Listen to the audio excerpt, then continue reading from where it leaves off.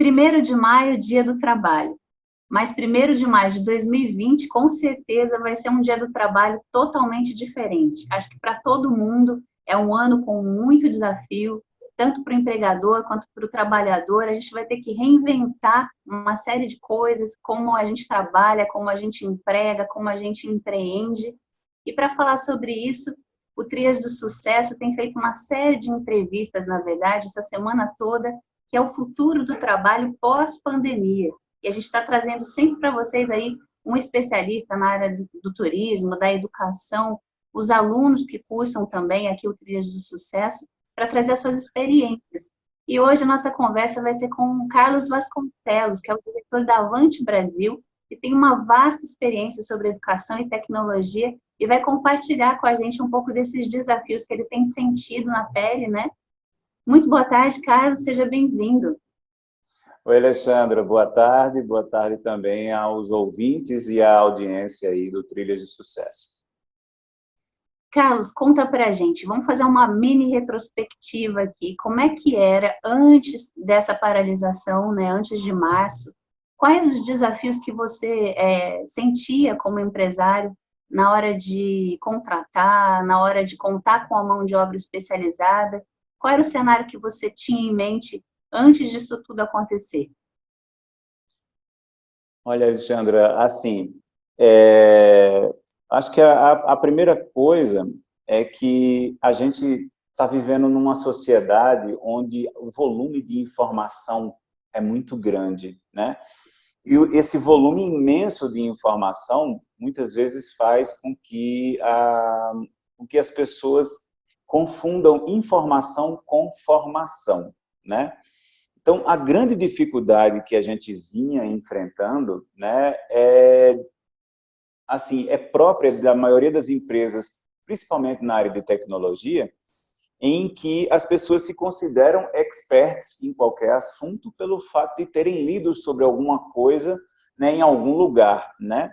E assim, a informação é uma coisa, formação é outra. Eu assisti uma palestra muito legal em que o palestrante dizia o seguinte: é possível que no meu celular eu tenha mais fotos do que todas as imagens, né, produzidas durante todo o século XVIII. A questão é, essas fotos são de qualidade, né?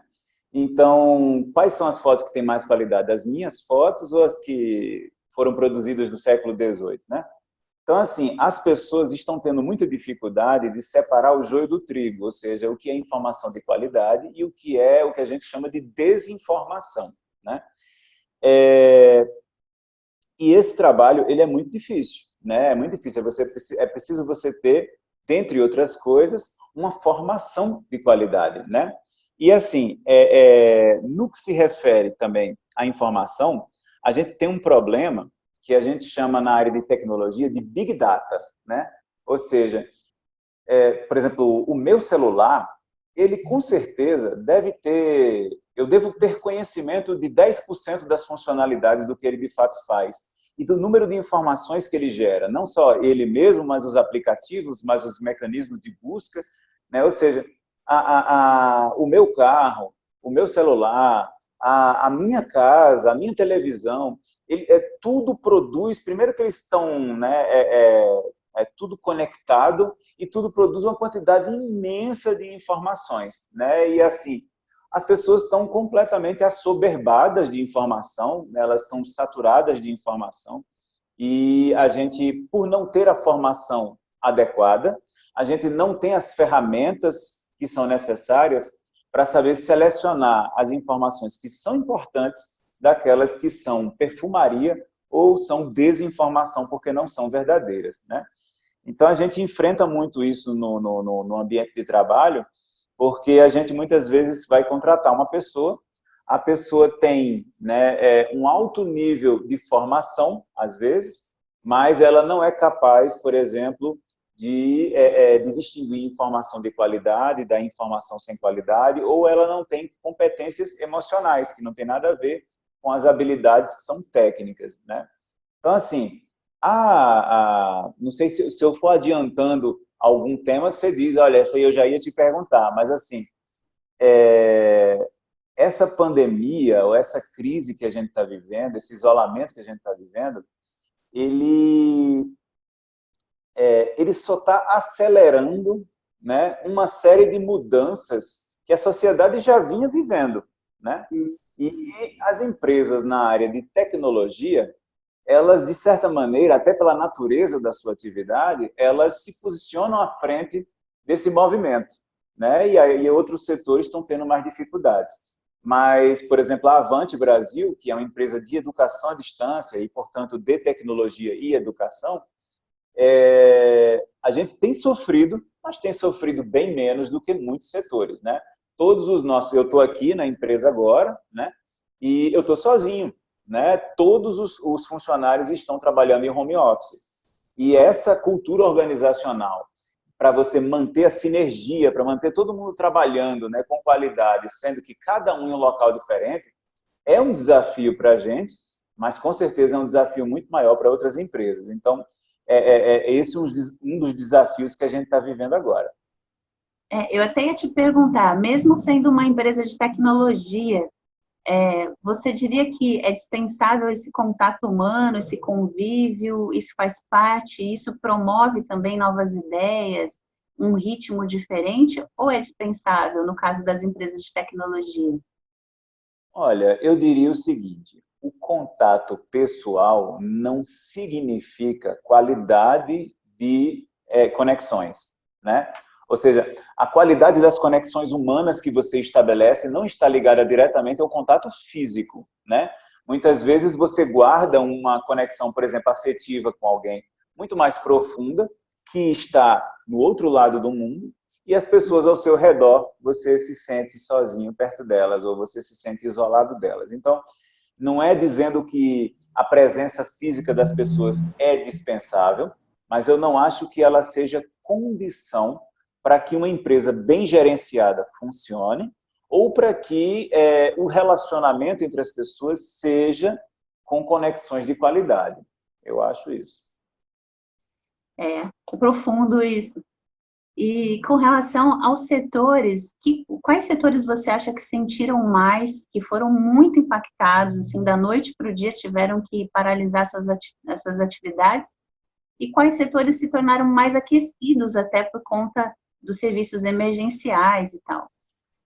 Olha, eu vejo o seguinte, existem setores, né, que pressupõem necessariamente o deslocamento humano. Por exemplo, o setor de turismo, né, que foi uma das entrevistas que o Trilhas fez e vai disponibilizar para o público.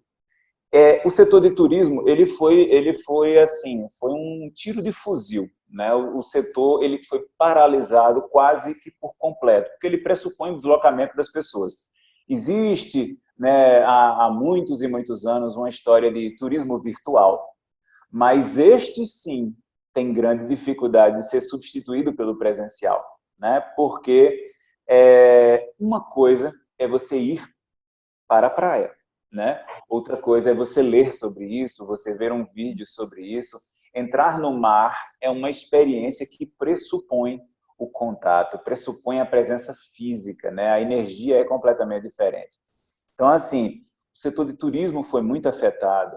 O setor... E, assim, quando eu digo setor de turismo, eu termino dizendo tanta coisa, porque, assim, o setor de turismo, ele contempla uma infinidade de subsetores, né? Transportes aéreos, locação de veículos, agências de viagens, operadoras de turismo, parques temáticos, né? Por exemplo, o Beto Carreiro, o Simba Safari, nem sei se o Simba Safari existe mais em São Paulo, né? Isso foi da minha época de criança. Mas, assim, os centros de convenção, centro de convenções, os teatros, os pontos turísticos. Então, assim, foi uma infinidade tão grande de setores que foi impactado, sem falar nas hospedagens, pousadas, hotéis, bares, restaurantes que são turísticos, né, que têm um apelo turístico, e mesmo aqueles que não têm um apelo turístico também foram afetados e foram obrigados a se reinventar. Então, assim, todos os setores que pressupõem o deslocamento, eles foram profundamente impactados, né? Agora, em contraponto a isso, alguns setores eu até destacaria não só o da educação, né? Assim, mas tecnologia. Cara, a Netflix, nesses 3 primeiros meses, ela ganhou, acho que foram em torno de 16 milhões de novos assinantes, né? Só nos primeiros 3 meses do ano.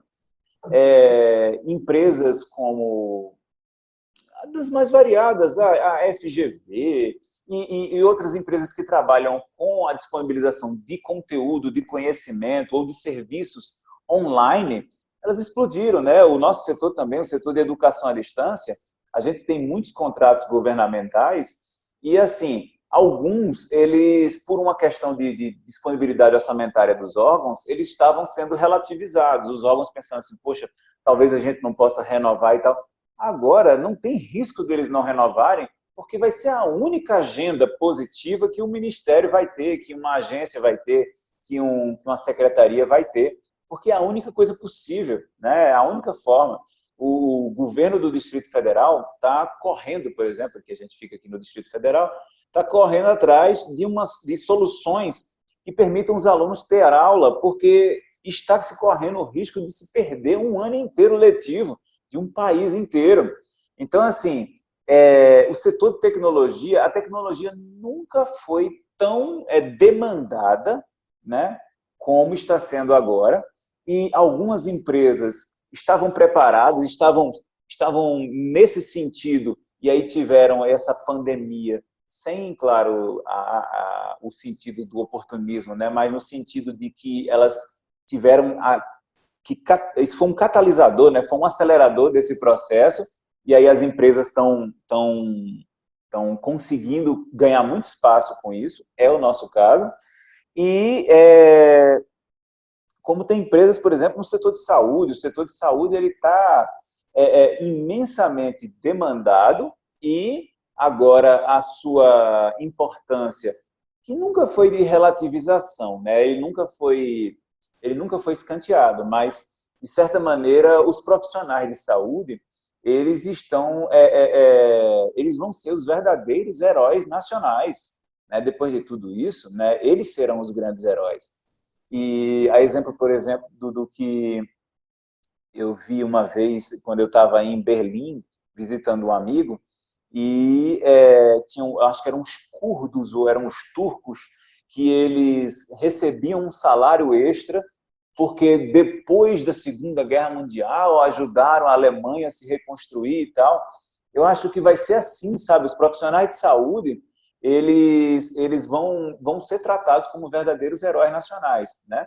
E de fato os são, né? E porque são pessoas que estão saindo de casa, deixando as famílias em casa para cuidar da família das outras pessoas, né? Então é uma coisa muito incrível, né? E outro setor que eu diria também, setor de alimentação, né? Tá todo mundo virando uma bolinha em casa e as pessoas não param de comer, e assim a experiência de comer em família e o consumo de alimentos no mundo inteiro subiu para caramba, no Brasil está subindo muito. O setor de alimentação é considerado um setor essencial, então não há escassez, ao contrário, há abundância, né, de fornecimento desses serviços. Isso está sendo potencializado por um outro setor que cresceu muito também nessa pandemia, que é o setor de delivery, né, de entregas. Então, não só os aplicativos que já existiam, mas o próprio serviço em si, que as empresas tinham como auxiliar, agora é o crucial, né? É o serviço principal. Os restaurantes se reinventaram, né? Ou seja, os restaurantes que tem aqui perto da empresa e no Brasil inteiro, eles começaram a produzir o alimento e entregar para você na sua casa, você não precisa vir para cá, né? E aí o setor de alimentação, os restaurantes que precisariam, teoricamente, demitir muita gente, eles estão, na verdade, demitindo algumas pessoas, como, por exemplo, os garçons, mas estão contratando entregadores, estão contratando mais cozinheiros para produzir mais, né? Então, assim, talvez um outro setor que eu diria que está tendo um grande crescimento é o setor de entretenimento, né? Ou seja, não só as lives, né? Mas, como eu exemplifiquei o caso da Netflix, se você parar para pensar, o papel deles na saúde mental das pessoas está sendo crucial, né, elas estão nos ajudando a passar as empresas de comunicação, a TV aberta, a TV fechada, os sites de streaming de filmes, eles estão nos ajudando, os jornais digitais, eles estão nos ajudando, são aquelas pessoas que conseguem estar dentro da nossa casa sem nos oferecer algum risco de saúde, né? Então, nesse sentido aí, entre setores que cresceram e setores que mais foram afetados, eu faria essa avaliação. Sim. De certa forma, parece que esse isolamento, ele colocou um zoom também, né? Que você falou, por exemplo, dos profissionais de saúde, né? Que vão sair como heróis. Sim. E sempre foram heróis, mas não tinham essa conotação. Agora parece que as coisas ficaram escancaradas, né? E também no setor produtivo, os trabalhadores rurais, né? A gente vê o preço de uma fruta, por exemplo, né? O caminho que ela percorreu até chegar à nossa mesa e o quanto essas pessoas de fato recebem por isso e a qualidade da vida que elas desenvolvem para poder produzir esse alimento que chega até nós, né? Com facilidade. Quantas pessoas estão envolvidas no processo para a comida chegar na sua mesa, né? E como elas são importantes, e até mesmo depois que você come e que você gera lixo, as pessoas que recolhem o seu lixo, como elas são importantes, né? Nesse momento a gente vai sabendo separar o joio do trigo e dizendo assim, olha, o que é essencial de verdade e o que é, eu não diria perfumaria, mas eu diria assim, o que não é essencial, né? E está sendo muito positivo nesse sentido. Eu sempre penso assim, sabe, Alexandra, como qualquer pessoa, eu sempre passo por momentos positivos e negativos na minha vida, mas eu sempre tento entender o que eu posso aprender com cada um deles, né? E eu tenho a sensação que os momentos difíceis são os que ensinam mais, né? Que ensinam mais para a gente. Mas é isso. Inclusive, eu entendo que essa transformação toda, essa migração tecnológica, como você bem disse, algumas empresas estavam indo num ritmo, de repente tiveram que se atualizar aí para poder suprir as demandas internas, e eu acho que a burocracia também tende a sofrer uma certa transformação.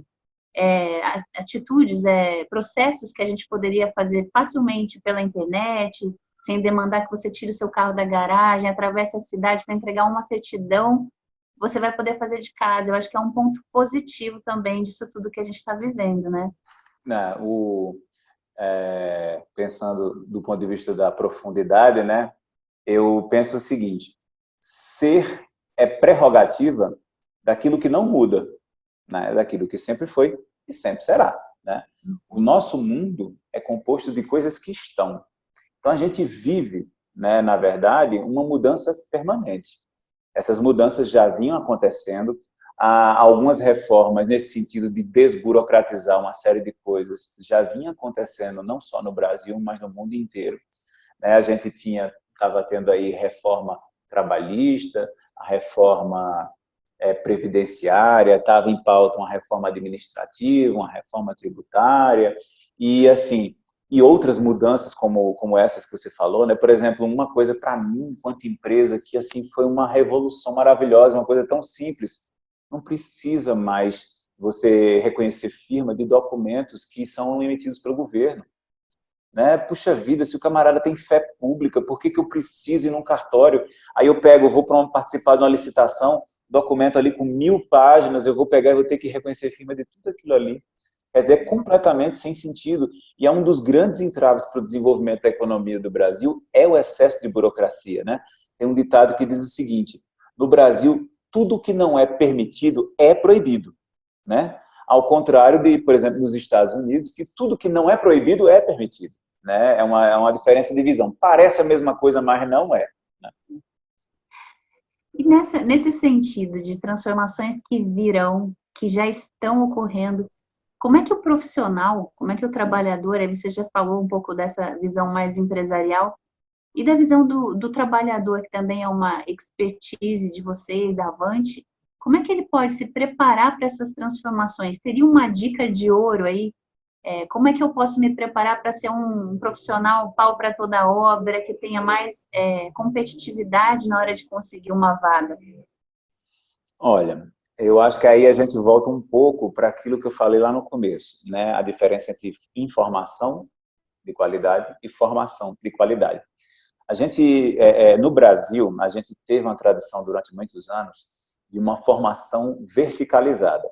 O moleque está, né, dentro da sala de aula, está lá pensando o que é que ele vai fazer na faculdade, está na faculdade pensando o que é que ele vai fazer de mestrado, porque se ele não tiver pelo menos o mestrado e o doutorado, ele não é ninguém, né? E essa formação verticalizada levou uma nação de gente, assim, um mundo de gente a uma falência financeira. Por quê? A ciência, né, ou a pesquisa científica, ou as questões acadêmicas, elas são importantes, são fundamentais. Um país que não investe nisso é um país que fica muitas vezes dependendo de outros países para fabricar um respirador ou para conseguir produzir uma máscara por um custo acessível, sabe assim? Então, pesquisa e desenvolvimento, né, é fundamental. Só que pesquisa e desenvolvimento, a parte acadêmica, não é o universo total. A realidade é que a parte universitária, científica, acadêmica, é uma fração da demanda do mercado de trabalho, né? Então, assim, eu diria, eu não consigo dizer com perfeição ali, com exatidão, qual é o percentual de pequenas e microempresas na participação da força de trabalho do país. Mas, com certeza, a maioria do Brasil inteiro é composto por pequenas e microempresas. E essas pequenas e microempresas, diferentes de uma indústria de grande porte, né, elas não vão contratar você para você fazer uma única coisa, né? Se eu sou, por exemplo, sei lá, vamos dar um exemplo aí da JBS, né? Ou se eu sou da Gerdau, eu tenho condições de pagar um cara que é especialista num tipo de solda que é fundamental no chão numa linha de produção ali que eu tenho e tal, e ele vai fazer só aquilo, né? E é aquela coisa que a gente já tem no imaginário da produção em alta escala, né? Daquela coisa industrializada e tal. A realidade da micro e pequena empresa não é essa. A realidade da micro e pequena empresa é precisar de profissionais que são versáteis, né? De precisar de profissionais que são engajados e de profissionais que tragam retorno, né? Então, como é que o profissional, a não ser que seja muito específico, né, ele esteja, não, eu quero seguir a carreira acadêmica, eu quero fazer minha graduação, quero fazer meu mestrado, meu doutorado, meu pós-doutorado e tal, eu tenho tempo, eu tenho recurso para investir nisso e eu tenho essa vocação. Beleza. Isso daí é a sua vibe, como falam, beleza. Mas se você não tem tempo, ou não tem essa vocação, ou não tem esse recurso, você vai ter que começar, né, você vai ter que começar rápido, ou seja, você precisa entrar no mercado de trabalho rápido, ou você já está no mercado de trabalho e precisa de uma solução rápida para se manter nele, ou para mudar de lugar com segurança. Então, assim, a formação horizontalizada, que eu chamo, é que garante essa versatilidade. Um exemplo bem simples. Em 2004, né, eu vim para Brasília, né, pela segunda vez. Eu já tinha feito um estágio, né, no Ministério do Turismo, e aí eu vim trabalhar no Ministério. Só que eu vim trabalhar sem ter emprego, né? Na verdade, eu vim para correr atrás. E aí, eu com o meu currículo embaixo do braço, todo orgulhoso, porque eu já era graduado em turismo, né? Fui ao Recife, por sinal, concluí essa graduação para ter mais chances de conseguir alguma coisa. E qual não foi a minha surpresa ao ver que assim, 90% das pessoas que estavam no Ministério já tinham uma graduação em turismo, outros tinham graduação em outra área, muitos tinham mestrados e alguns tinham até doutorado. E aí eu fiz, caramba, né? Então eu vou ter que ficar mais 8 anos, 6 anos estudando para poder ter chance de entrar no Ministério. E, na verdade, não, porque eu encontrei, por exemplo, em uma semana, eu encontrei um departamento dentro do Ministério que precisava muito de um profissional que soubesse fazer apresentações em PowerPoint, com infográficos e com mapas. E para você fazer o PowerPoint, muita gente sabia, né? Mas fazer infográfico e mapa, ninguém sabia, né? E para fazer na época, né, 2004, vamos lá, né? Por 2004, para fazer isso daí, você precisava do CorelDRAW, né? E o CorelDRAW é uma ferramenta que existe até hoje, né, para você fazer, né, imagens e tal.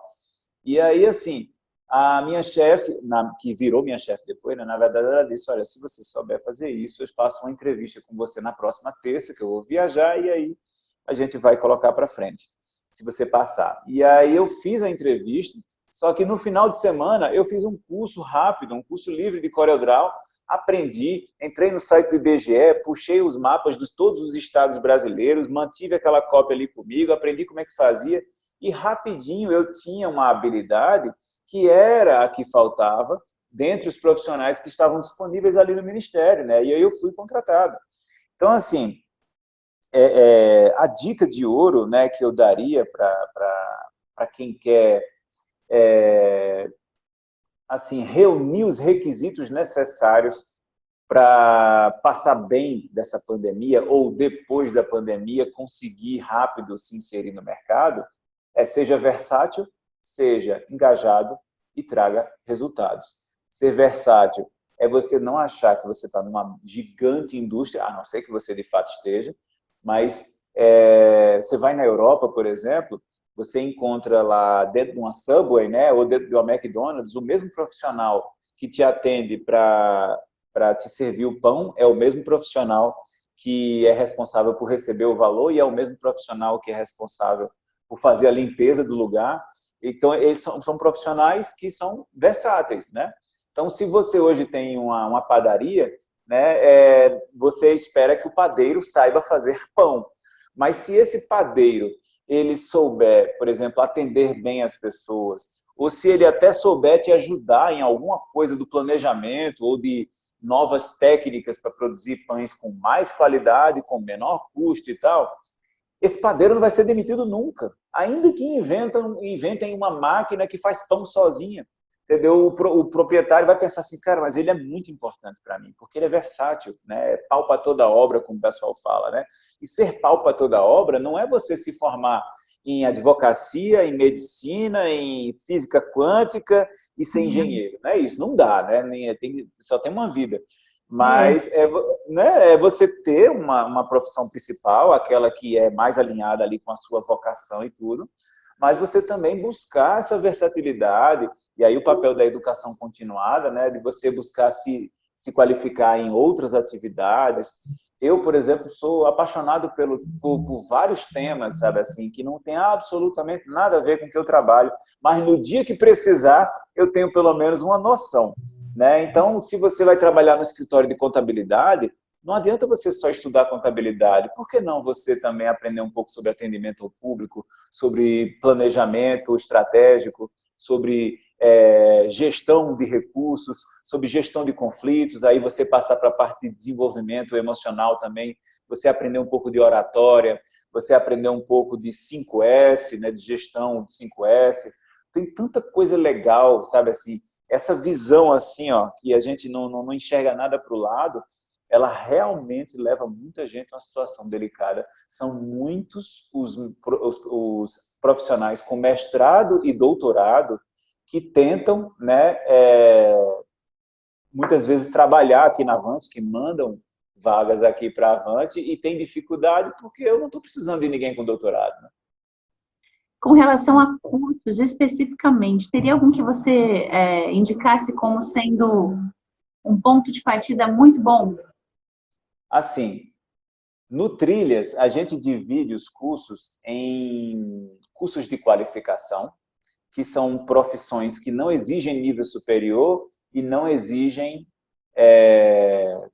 como é que eu posso dizer, não exigem experiência muitas vezes, né? E são profissões, por exemplo, assistente administrativo, estoquista, repositor de mercadorias, operador de caixa, então isso são profissões.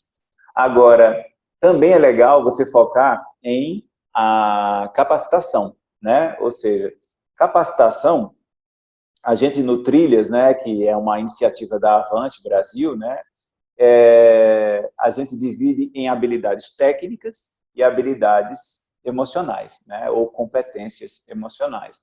Então, assim, claro que quais são as competências emocionais mais importantes vai variar muito de onde você vai trabalhar. Quais são as capacitações mais importantes vai variar muito de onde você vai trabalhar. Mas, se serve uma dica, as pessoas podiam ficar antenadas com essas áreas que eu disse que estão em expansão agora, né? Porque elas vão ganhar muito espaço. Tem um ditado que diz o seguinte: o dinheiro ele não some, ele muda de mão, né? Uhum. Ele sai das mãos de algumas pessoas e vai para as mãos de outras pessoas, mas ele não some, né? Então, o que acontece? A gente não vai voltar ao normal, né? A gente não vai voltar ao normal. Tal como nós conhecíamos, não vai acontecer. O que está acontecendo é que está se desenhando um novo normal. Setores de alimentação, setores de tecnologia, setores de delivery, setores de entretenimento, são setores que ganharam muito destaque agora, no momento de crise, e que eu acredito que isso foi, na verdade, a aceleração de um processo, né? Esses setores, eles com certeza vão agora, desde imediato, não é para o futuro não, já vão abrir muitas oportunidades e as profissões ou as qualificações e as capacitações que são voltadas para esses setores, eu acho que seria um excelente mote para você focar agora, né? Para o usuário focar agora. Agora, se o que você quer é um planejamento de longo prazo, aí sim você deve trabalhar com o conceito de educação continuada, né?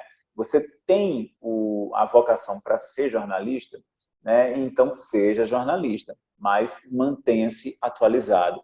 Estude muito através de muitos. Você ir a uma boa peça de teatro, que saudade, né? Quando é que nós iremos novamente, mas você ir assistir uma boa peça de teatro, assistir um bom filme, você ler um bom texto. Você não precisa estudar só necessariamente através dos livros, né? O ensino à distância também é uma excelente oportunidade para você fazer isso, porque é móvel, é assíncrono, né? Você não precisa que o professor esteja lá te esperando necessariamente. Você pode estudar em qualquer lugar com acesso à internet, a qualquer hora. Inclusive, muitas modalidades não vão requerer que você esteja conectado à internet, né? A educação à distância existe há muitos anos, né? Antigamente, por exemplo, quando eu era criança, existe até hoje um chamado Instituto Monitor, né?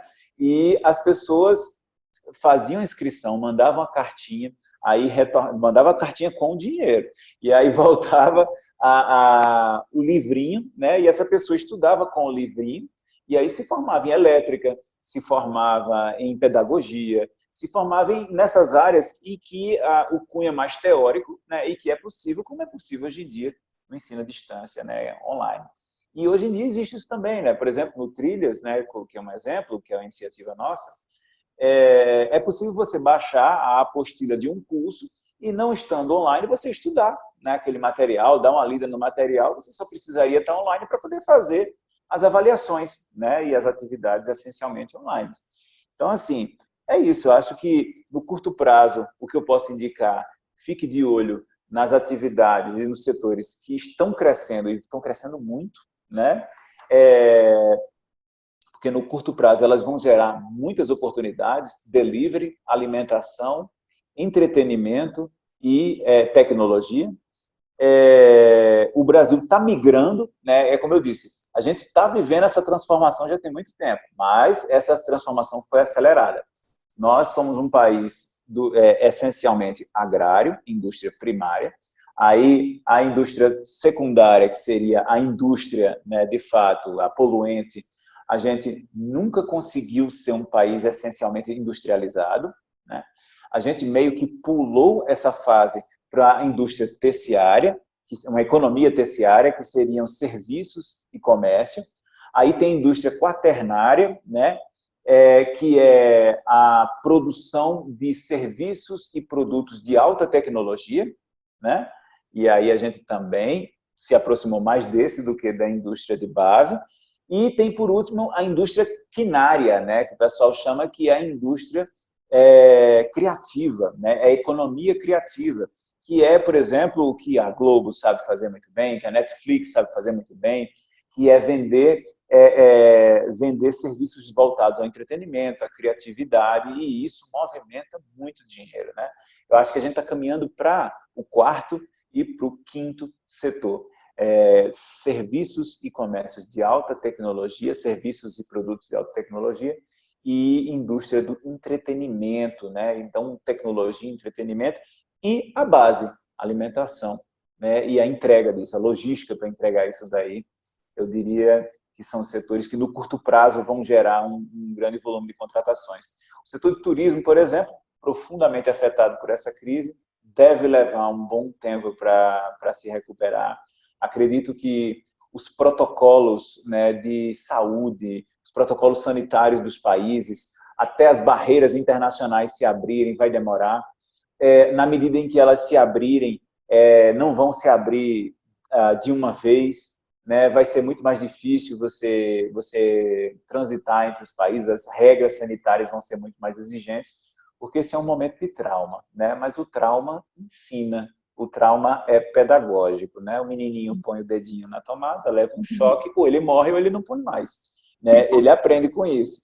Então, eu acho que esses setores são setores no curto prazo. E no longo prazo, aí veja a sua vocação, né? Não adianta, eu às vezes fico me perguntando, será que quando a gente faz uma jornada interior, a gente descobre quem a gente é, e aí existiria de fato uma vocação, ou a gente descobre que a gente precisa se inventar, né? Eu acho que assim, o nosso corpo e a nossa mente, eles já existem, né? A gente tem que conhecê-los. E grande parte das suas habilidades no mundo físico, ele é através do seu corpo e da sua mente. Então, ele já existe. Então, existe vocação, sim, né? Eu tenho certeza que o melhor jogador de basquete do mundo, que eu entendo muito pouco disso aí, vamos botar o Neymar, né? O melhor jogador de futebol. Se eu tivesse começado na mesma idade com o Neymar a treinar futebol, eu continuaria jogando ruim, igual eu jogo agora. Ou jogando um pouco melhor, mas nunca seria o Neymar, porque não é a minha inclinação, nem física, nem mental, né? E é claro que o esforço é muito importante, mas eu acredito muito em vocação. E sem nenhum desprezo ao esforço. E aí, assim, faça o que for da sua vocação, mas não perca o olhar amplo, o olhar versátil, de olhar para todos os setores e entender que eles têm muito a contribuir com você, né? Terminei a faculdade de turismo em Recife, aí vim para aqui para Brasília e fiz, puxa, eu sou apaixonado, eu acho que a economia é tão interessante, aí eu fiz uma pós-graduação em economia na UNB. Aí eu terminei na UNB e fiz, caramba, mas direito é tão importante, aí eu fui para a UDF e fiz o curso de direito na UDF. E eu sou apaixonado por filosofia, já deu para perceber, eu estou doido para fazer um curso de filosofia, eu vou arrumar um tempinho e vou fazer também. Mas não é porque eu quero trabalhar em todas essas áreas ou porque eu estou em busca de mim mesmo, não é nada disso, não. É porque tudo que eu aprendi no turismo, para mim é válido, tudo que eu aprendi no setor na parte de economia, para mim me ajuda muito, o que eu aprendi na parte de direito é válido, e o que eu busco estudar de filosofia, eu consigo a utilização prática no dia a dia, né? Então, não percam esse olhar, é a grande dica, esse olhar multifacetado, esse olhar versátil, né? E também, eu falo, né? Uma coisa importante é engajamento, né? O que eu mais tenho ouvido, né, das empresas com quem a gente trabalha, né, muitas vezes, as pessoas reclamando o seguinte, puxa, o funcionário ele entra na empresa, né, e ele fica super feliz quando completa um ano, porque ele já pode entrar com seguro-desemprego. Cara, isso é muito triste, isso é muito triste. Para mim, é a tradução literal no mundo físico da tristeza. É você estar no lugar, né, trabalhando, mas você não tem nenhum engajamento com aquilo, aquilo não conecta com nenhum propósito dentro de você. Olha, qualquer que seja a sua função, qualquer que seja o seu trabalho, ele é muito importante para alguém, entendeu? E se ele merece ser feito, ele merece ser bem feito, né? Então, assim, se você está numa empresa e você quer crescer, não tem outra coisa, você precisa ser versátil e você precisa estar engajado, né? Então, e aí, com isso, você vai trazer resultados. Aí, meu amigo, não tem crise que te tire de onde você está.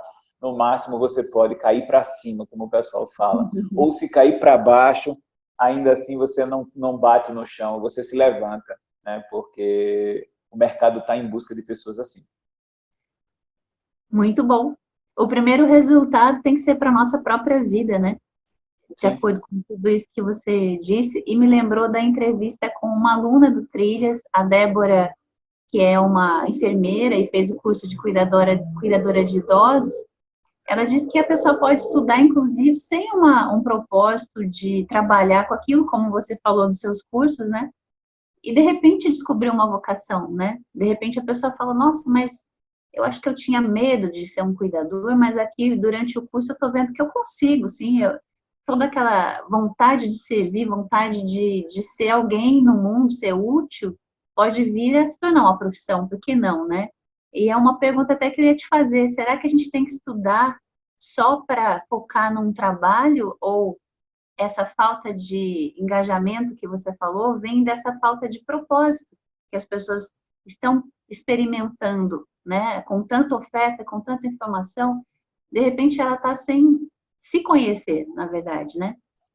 É, o, assim, dizem que uma das grandes razões para que no Brasil nós tenhamos uma educação de qualidade tão questionável é porque, para nós, claro, generalizando, é óbvio que existem exceções, né? Mas para nós, o conhecimento ele não tem valor. O que tem valor é aquilo que eu alcanço através do conhecimento.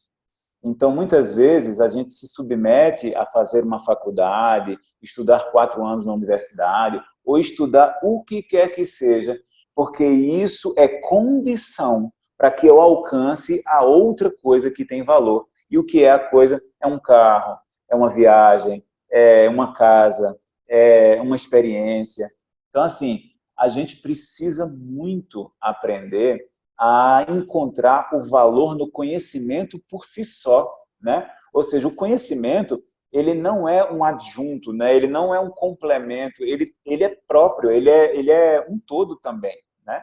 E se a gente descobrir o prazer, né, em estudar, o prazer em aprender, é claro, ninguém gosta de tudo, né? Eu, por exemplo, tem temas que eu sou assim completamente desacreditado de ler, eu não gosto e tal, né? Mas assim, tem outros temas que me agradam e faz parte dessa descoberta pessoal, né? Até para que você seja mais produtivo, mais engajado e mais versátil, porque ninguém consegue fazer nada obrigado a vida inteira, é muito sofrido, é muito sofrido. É uma vida que você vai se relativizar o tempo todo se vale a pena, sabe? Então, assim, se você buscar, né, entender se você buscar os conhecimentos que estão alinhados, entendeu, com o seu propósito, vai ser um processo mais prazeroso, você vai encontrar propósito no estudo, no conhecimento por si só, sem projetar o valor para as coisas que você quer atingir. Aí quando você vê, você já estudou muito, já fez muita coisa, já se formou em muita coisa e tal, entendeu?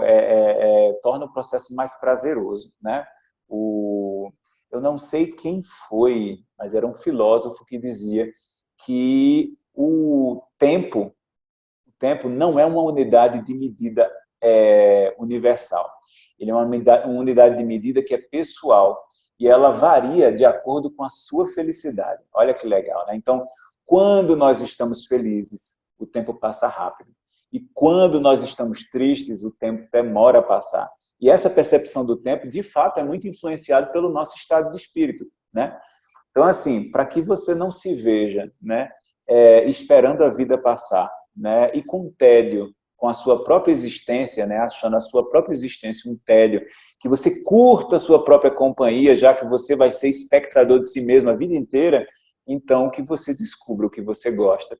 Foque nisso daí, mas sempre com esse olhar, né, de que as outras coisas também têm muito a contribuir com você. É isso. É isso. Acho que fechou. Beleza? Então, assim, obrigado, né, pela oportunidade, né? O Trilhas de Sucesso essa série, né, que está sendo feita.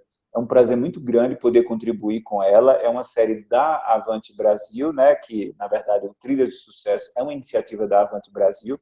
A gente inclusive está com uma ação muito legal que é ofertar nesse momento agora de pandemia, mas até o final do ano, 1 milhão de bolsas de estudos para todos os todas as pessoas do Brasil que tiverem interesse de estudar, né, com mais de 16 anos, que estejam em busca de qualificação profissional, vai ter direito a escolher um curso nosso ali, fazer gratuitamente. A gente, inclusive, acho que deve estar na descrição do vídeo, em algum lugar aí vai ter um linkzinho para você clicar e você pedir sua bolsa gratuitamente. Mas é dessa forma que a gente enxerga que a gente pode dar uma contribuição. Você veja que eu estou trabalhando e eu estou adorando trabalhar, né? Então é isso que eu desejo para todo mundo, né? Que as pessoas sintam prazer em trabalhar. Não significa que você não vai passar por momentos ruins, momentos difíceis e tal, vai, mas você vai tirar isso com muito mais facilidade se o que você faz é conectado com o seu propósito. Tá. Um abraço, Carlos, muito obrigada. E a gente tem uma série de entrevistas. Se inscreve aqui embaixo, acho que você vai ver um link aqui embaixo para se inscrever e compartilhar também com quem você acha que vai ser importante essa informação que você viu aqui. Pois é. E tem as outras entrevistas, né? Essas outras entrevistas são bem interessantes. Um grande abraço, Ale, tudo de bom, fica bem.